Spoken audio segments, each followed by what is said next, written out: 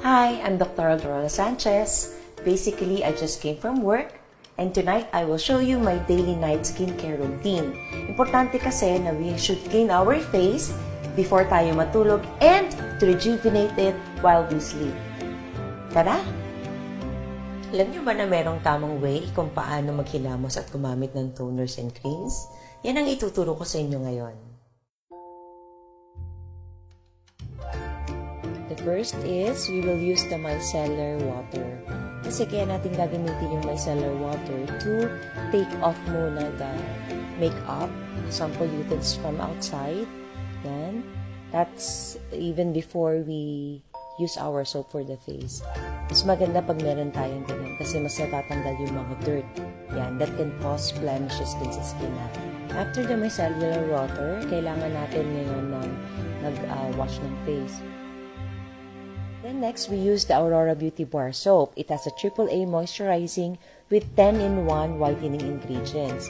As you can see, ganyan dapat yung strokes natin while we use the soap on the face. Always upwards, going upwards, and makikita nyo, very lightly lang ang pag-grab natin sa face. Hindi siya dapat sobrang diin.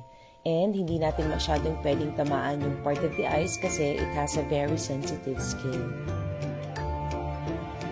Then after washing with soap, we rinse it with water. And then we get a very clean towel and dab it to dry the face.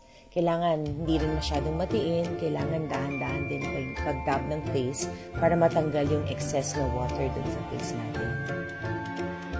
The most important thing nowadays is to use a serum. So I use the Aurora Revitalize 4-in-1 Face Serum. It's age-defying, skin whitening, skin repair, and antioxidant. This serum, the 4-in-1 face serum, is used to rejuvenate the skin while we sleep.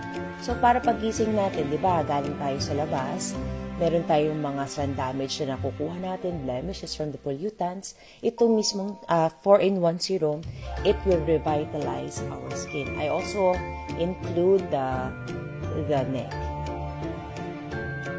Then pat it dry, parang dadam mo lang siya ng konti, then to make it dry. And next would be the Aurora Eye Cream. Kasi ito ginagamit ko to prevent yung parang pag-darkening of yung circle around the eyes. It targets the fine lines and the crow's feet. Meron din siyang eye-lifting effect. Meron din siyang anti-wrinkle. So, konti lang ilalagay natin, pataas pa rin. And dapat ini-include din natin yung pinakatalukap ng mata natin, slowly. And dahan-dahan lang natin siya ilalagay. And last for the face, the most important din is the Night Nourishment and Repair Cream from Aurora. It is age-defying and brightening. Siyempre, meron tayong stabilized na vitamin C. It lightens and smoothens the skin. Meron din siyang star flower extract which restores the moisture, and important din yung vitamin B3 para sa micro-exfoliating. So, pag nilagay natin siya sa face, konting-konti lang. Kasi nagkaroon na tayo ng serum. Pag may serum kasi, para mas ma-stabilize yung serum, kailangan natin ng cream. So, yung pinaka-purpose ng Aurora, Night Nourishment and Repair Cream, para ma-stabilize yung serum. And also, I put a little on my neck.